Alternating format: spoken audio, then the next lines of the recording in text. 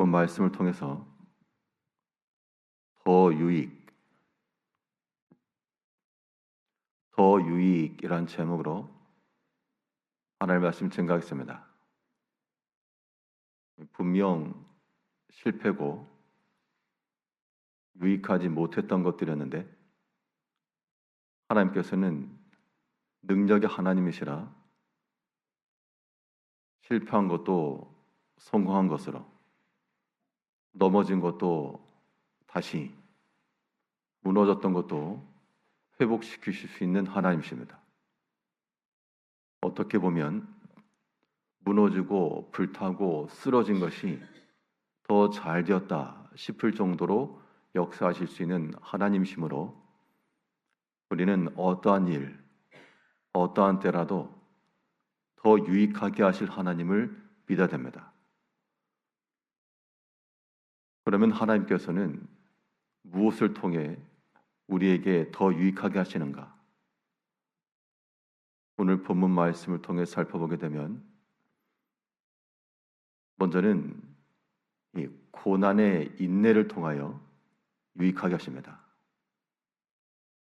고난이라고 하는 것 자체가 우리에게 싫은 건데, 그런데 그 고난을 잘 인내하면 시험거리가 있으면 참 번거롭고 귀찮고 스트레스도 많을 건데, 하지만 그 시험을 잘 참아내면 그것이 이제 유익함이 된다는 겁니다. 오늘 본문의 내용은 바벨론에서 포로에서 돌아왔던 이 유대인들이 성전을 재건하기 위해서 힘을 썼습니다. 이때 그들을 대적하던 자들의 회방으로 성전 공사가 약 16년간 중단되었다가 이제 선지자들의 촉구를 통하여 하나님의 성전은 저렇게 황폐되었는데 너희의 집은 편만해지고 화려해지고 그것이 과하냐, 이런 지적의 감동을 따라 또 책망을 따라 당시 지도자였던 스룹바벨을 위시로 하나님의 선을 다시 건축하자 해서 새롭게 일을 시작했는데 또 방해가 일어난 겁니다. 도대체 너희가 무슨 근거로 이 전을 세우느냐 하면서 물었더니 우리 하는 일은 이미 왕의 허락을 받은 것이라. 그렇게 답변하니까 그 반대하던 자들이 이제 편지를 보내서 과연 그러한 명령이 있었는지를 알아봐 주시오 라고 탄원했을 때, 그때 이 왕의 조서가 있는지를 찾아냈다는 겁니다. 오늘 본문 1절에서 이에 다리오 왕이 조서를 내려 문서 창고 곧 바벨론에 보물을 쌓아둔 보물 전각에서 조사하게 하여 메대도 앙메다 궁성에서 한 두루마리를 찾았으니, 감춰져 있었던 두루마리를 찾아냈습니다. 이 두루마리가 어떻게 나왔는가?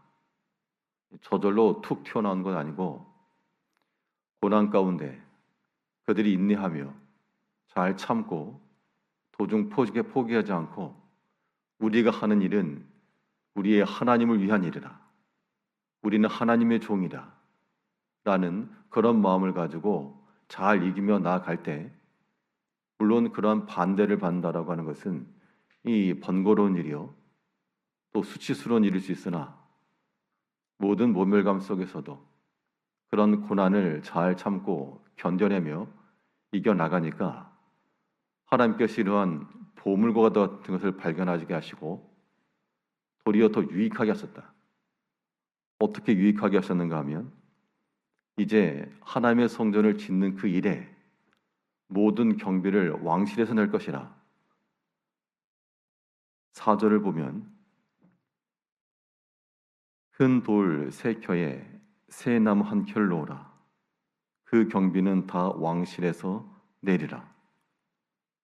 지금 성전 건축하려고 그러면 비용이 만만치 않을 것이고, 비용이 있다 치더라도 이것을 운송하고 운반하고 그러려면 이 주변에서 회방을 받지 않아야 되겠는데, 이제 그러한 모든 불안적 요소들이 지금 소멸된 겁니다. 왕이 명령인데, 또 필요한 것은 왕실에서 낸다는데 그 아래 신하들이 대적할 이유도 또한 힘도 없어진 겁니다.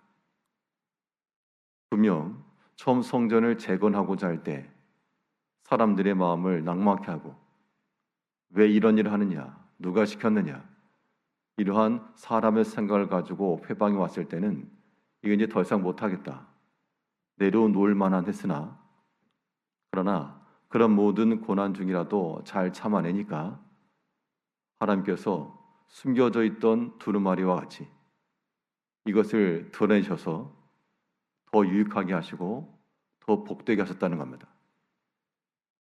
이런 일들은 실제로 우리 삶 가운데도 나타날 수 있습니다.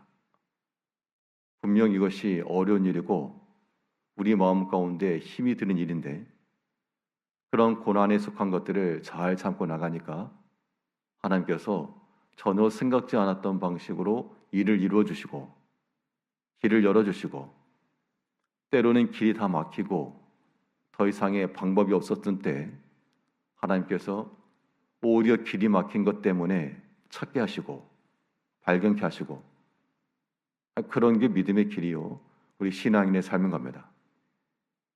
이제 우리가 어떤 고난 중에서라도 잘 참고 인내하시면서 이겨내셔야 되겠고, 또 하나님께서 우리에게 무엇을 통하여 더 유익되게 하시는가, 참는다는 게 그저 가만히 있는 거 아니고요, 이 시험 중에서라도 충성되는 겁니다. 충성된 사명이 우리로 하여금 더 복되고 유익한 자리로 들어가게 할 수 있습니다. 지금 이 백성들이 자기 개개인의 일을 하려고 한 거 아니었고, 분명 자기 개인적 사적인 일을 뒤로 한 채 하나님의 전을 건축하겠다라고 하는 그 뜻을 세우고 나간 겁니다. 그러면 우리의 생각은 믿음의 일인데 잘 돼야 될 것인데 꼭 여기에 회방거리가 생기기 마련이에요. 그러면 많은 경우 사람들이 멈춘다는 겁니다. 왜냐하면 안 좋은 소리 듣고 싶지 않기 때문이고, 더 수고스럽지 않기 때문이고. 그런데 하나님께서는 끝까지 충성하며 나아가는 그 한 사람 한 사람들 통해, 그들에게 통해 하나님께서 역사하심을 우리 잊지 않아야 되겠습니다. 예수님께서도 갈릴리 가나 혼인잔치에서 첫 번째 이적을 베푸실 때 높은 고관 대작들이나 당시 종교 지도자를 통해 역사하신 것이 아니고 그 주인의 말을 잘 듣고 순종하였다. 주께서 뭐라 말씀하시든지 그대로 다 하라. 그 말에 순종의 마음을 가지고 있었던 하인들을 통해 역사하신 겁니다. 그 하인들은 더 이상 어찌할 바를 알지 못했으나 주님께서 물을 떠다 갖다 주어라. 그들 입장에서 봤을 때는 말이 되지 않는 일이었으나, 그러나 끝까지 믿고 그대로 순종한 결과 거기에 놀라운 변화 역사가 일어난 겁니다. 분명 주님께서 바꾸신 겁니다. 우리가 힘이 미약하고 부족하나, 그러나 작은 것에 충성되어 나가면 하나님께서 보시고 분명 우리에게 더 유익한 것으로, 작은 것 충성하면 큰 것에서 충성된다 했으니 또 크게 일할 수 있는 기회와 또 하나님께서 그러한 때를 허락하실 것을 믿고 언제든지 주 안에서 끝까지 순종하며 끝까지 충성할 수 있는 그런 마음을 지녀야 됩니다. 성전을 지어 올린다라고 하는 것이 그 당시 그들에게 주어졌던 사명과 의무인 동시에 또한 큰 은혜였습니다. 그 어떤 시대의 사람들은 그 성전 재건하는 그 중차된 일에 참여를 못했지만 그들은 비록 바벨론 포로를 잡혀갔다 왔고 대적의 회방은 받았어도 성전 재건이라고 하는 이 복된 역사에 참여한 겁니다. 이제 우리 모든 성도님께서도 우리가 행하는 그 믿음의 일들이 수고롭고 번거로우니 어찌하든지 피하고 어찌하든지 벗어나자 하지 마시고, 그 믿음의 일에 쓰임받을 수 있는 복된 기회에 초대받은 것을 귀히 여기시고 주 앞에 쓰임 받는 일을 복되게 여기시며 끝까지 충성해 나가실 때 하나님께서 우리가 알지 못한 더 유익한 거, 더 복된 거 주실 믿고 더 유익하게 하실 하나님을 끝까지 신뢰하며 나가시는 성도님들 되시기를 바라겠습니다. 기도하겠습니다.